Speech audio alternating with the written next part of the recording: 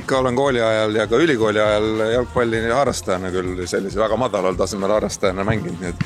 Aga peab tunnistama, et nüüd, kui me paar kuud tagasi hakkasime uuesti mängima, siis enne seda sai korralikult palli mängitud vist üks 15-20 aastat tagasi. Millal sa viimati päriselt nagu jalgpalli mängisid, mis higi lahti ka võtsid? Eelmine suvi. Äkki sellise jalgpalliliidu mingi turniir. Seal sai veits tehtud, aga jalgpalli mängimiseks on seda võib-olla palju nimetada. Ma tuletan meelde, et kui sul motivatsiooniga täna probleem on, siis on nii mitmed mehed, kes vastutavad selle eest, kas talvel on teed lumes puhtad Tallinnas või mitte. Nii, et tuleb anda endast parima näidata, et ajakirjanikud jälgivad neid igal pool. Kui nad räägivad sotsiaalmeedias, aga ka jalgpalliplatsil olema olemas. Käesoleva loo autori pisut liiati enesekindel ennustus pakkus lõppskooriks 4-0 žurnalistide kasuks. Miks? Ei oskagi vastata. Tunne oli selline. Ja tegelikult algus oligi palju lubav. Samba!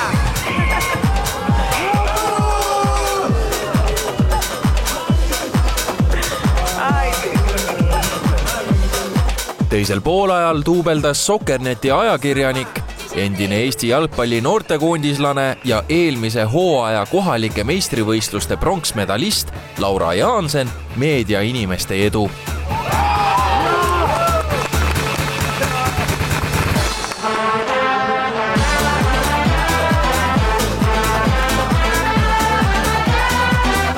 Siis saabus aga kollaps ning julgelt välja hõigatud 4-0 sulas skoorile 2-2. Nüüd mõistsin omal nahal, kuidas valimistel valijatele lubatud asjad võivad lihtsasti näppude vahelt libiseda.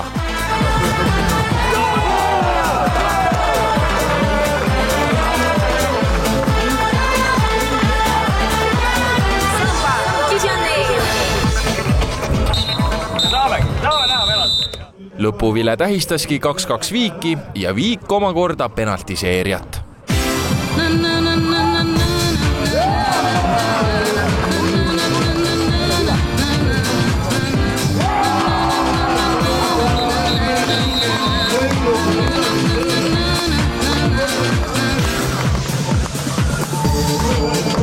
Neljas võim võitis, sport võitis, tunne on hea ja kõik need muud rahvaretsused.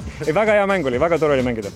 Kuidas oma meeskonna sooritusega rahul jäid? Meeskonna sooritus oli väga hea, ise oleks võinud paremini, läks väga napilt väravasse, aga ei. Meie võime omalt poolt öelda, et algul ei saanud minema ja siis ei saanud pidama. Tavaliselt läheb nii. Meil oli vastupidi, me jäime pärast pidama ja siis vastasvõistkond kasutas selle väga osavalt ära ja penaltiseeriani me tõepoolest jõudsime, nii et au vastastele. Tulid järgi. Ja kui ma enne siia mängule tulekut mõtlesin, et mis on kõige halvem, mis saab juhtuda, on see, et kui siis ma kartsin seda, et me kaotame ja selle puhul oli oht selles, et äkki peab sellesse mängu lõpuks sekkuma erakondade rahastamise järelevalvekomisjon eesotsas Liisa Oviiri, Kaarel Tarandiga ja kõikide teistega ja nad peavad siis hakkama selgitama välja, et kas poliitikud hanitasid meid ja kutsusid meid oma mingisse valimiskampaaniasse, aga kuna nad täna kaotasid, siis valija on tark, tema teab, et halba poliitikut ei vali ja täna oli ju selge, kes on hea ja kes on halb.